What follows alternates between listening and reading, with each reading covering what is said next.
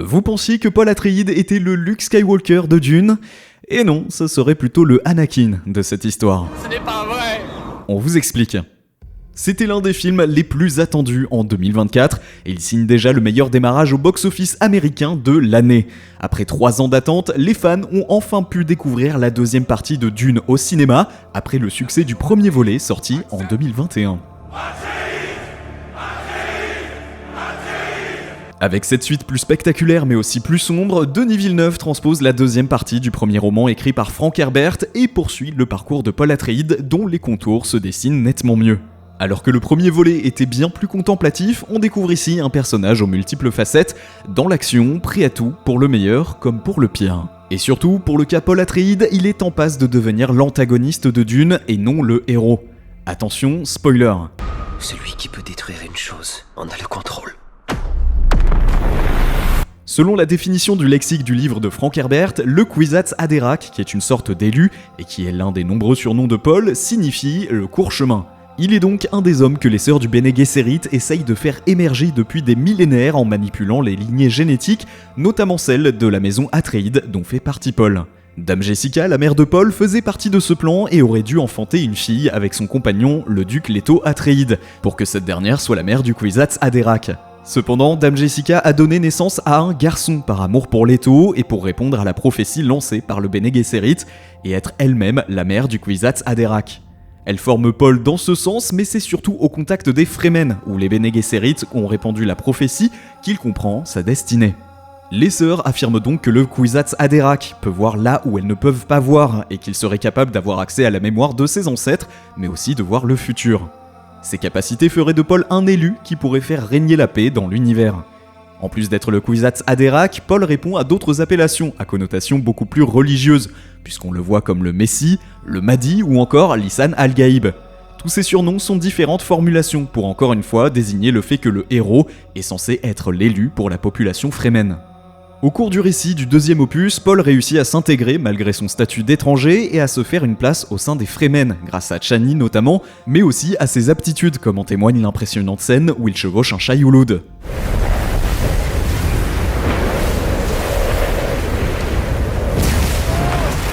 Mais cela lui vaut un nouveau surnom, le Muad'Dib, qui est une souris kangourou d'Arrakis. Dans la mythologie Fremen, ce petit animal est admiré pour ses capacités d'adaptation au désert, et on peut dire que c'est aussi le cas de Paul, ou presque. Il faut tout de même rappeler que Paul est issu d'une famille de la haute société et qu'il a eu accès à de nombreuses ressources littéraires, technologiques, politiques et spirituelles grâce à ses parents. Il n'est donc pas étonnant qu'il réussisse ses rites de passage au sein des Fremen, qui sont naturels pour lui. Il obtient par la suite des pouvoirs grâce à l'eau de vie qu'il ingurgite pour renaître en tant que prophète. L'expérience sera un succès car sa mère lui a bien entendu appris, grâce à son expérience au sein des Bene Gesserit, à combattre ce genre de poison. Mais tous ces exploits sont vus comme des signes qui s'accordent avec la prophétie répandue auprès des Fremen, et ces derniers finissent réellement par le voir comme le Messie, surtout Stilgar, leader d'un groupe de Fremen qui est à bien des égards l'exemple parfait de la victime d'endoctrinement, de manipulation et de création d'un culte de la personnalité. Stilgar personnifie le basculement vers le fanatisme et la dangerosité du pouvoir de Paul.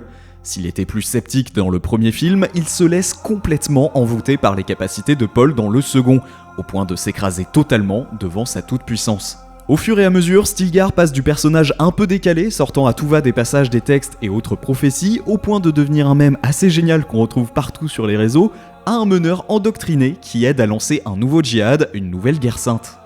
Certains voient vraiment en Paul un véritable héros d'une saga intergalactique, un élu dont la destinée est de sauver le monde d'une puissante force du mal. Quant à Chani, eh bien c'est le seul personnage qui s'oppose de façon frontale à tout ce qui entoure Paul au niveau spirituel et religieux. En effet, Dune deuxième partie se termine sur la fuite enragée du personnage de Zendaya, qui rejette la décision de Paul de se marier à Irulan et de devenir un empereur tout-puissant.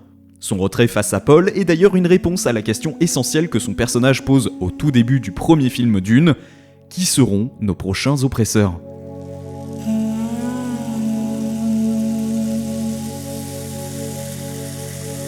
Dune est avant tout une critique acerbe de la figure du sauveur blanc, de l'oppresseur, du riche pilleur, du colonisateur et du pouvoir qui s'approprie les richesses et cultures d'autres communautés et qui se vante d'être un élu allant délivrer les opprimés, mais qui devient ce qu'il pense combattre. La relation entre Chani et Paul n'est d'ailleurs pas sans rappeler celle d'Anakin Skywalker, futur Dark Vador, et Padmé Amidala dans la prélogie Star Wars.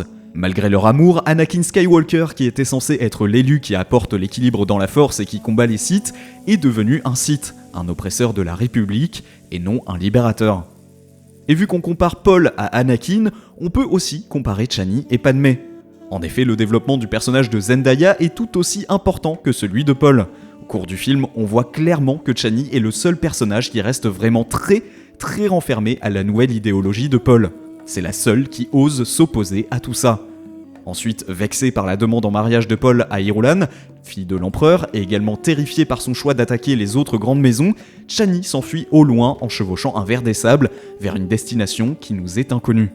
On peut se projeter en disant que Chani va sûrement essayer de trouver un moyen de sortir Paul de sa tourmente et de sa folie. On peut même se demander si la vision que Paul voit dans le premier film va se réaliser, la fameuse vision où Chani l'assassine de sang-froid en plein milieu du désert d'Arrakis. Avec ces parallèles à Star Wars, il est tout de même bon de rappeler que la saga de George Lucas est fortement inspirée de Dune. On retrouve en effet de nombreuses similitudes entre les deux univers. Dès la sortie du premier film Star Wars, des points de comparaison ont été soulevés par l'auteur Frank Herbert lui-même. Les comparaisons entre Dune et Star Wars sont légion, d'autant plus depuis la sortie du deuxième volet. Christopher Nolan a d'ailleurs comparé Dune deuxième partie à Star Wars l'Empire contre-attaque, et on a plutôt tendance à penser que sur le fond, il se rapprochait plus de Star Wars l'attaque des clones, voire de Star Wars la revanche des Sith si on se concentre uniquement sur la trajectoire de l'anti-héros qui est Paul.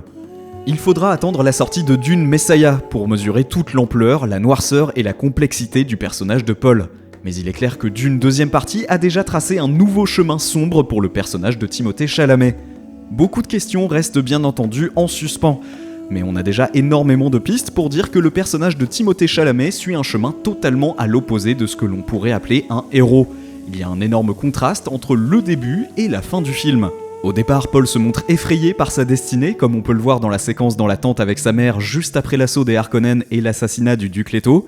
On le voit complètement effrayé par ce qui l'attend et se qualifie même de monstre. Par la suite, ce qui appuie encore plus le fait qu'il ne peut échapper à sa destinée, c'est la révélation cruciale que l'on apprend dans Dune deuxième partie. Paul, en plus d'être un Atréide, est un descendant de la lignée Harkonnen. En effet, Dame Jessica est la fille du baron, ce qui par conséquent fait de celui-ci le grand-père de Paul. Au final, Paul ne peut évidemment pas échapper à son destin et finit par succomber à son côté obscur, comme Anakin Skywalker dans Star Wars, et comme beaucoup d'anti-héros dans le monde du cinéma. Reste à savoir si ces questions vont se confirmer dans un plus que probable troisième opus, mais nous avons tout de même assez de pistes pour penser que le personnage de Timothée Chalamet n'est pas le héros de Dune, mais sûrement l'antagoniste en devenir. On peut mettre en avant le fait que dans le deuxième opus, plus le film avance, plus Paul s'éloigne de Chani, alors qu'au départ, il lui promettait qu'aucun événement ne pourrait les séparer. Denis Villeneuve met fortement l'accent sur le fait que Paul est plus que déterminé à l'idée de ne pas suivre la prophétie, car ses visions lui montrent la mort de beaucoup de Fremen. Mais malgré cette peur, Paul finit par prendre de l'assurance et à se laisser guider par son destin. Pour le futur de Dune, une rumeur circule. En effet, même si Chani est extrêmement vexé par le choix de Paul vis-à-vis de la fille de l'empereur, ce choix ne serait pas anodin et serait lié à des visions de son futur. Et dans ce futur, il faudrait que Paul se marie à la princesse Irulan pour pouvoir être près de Chani.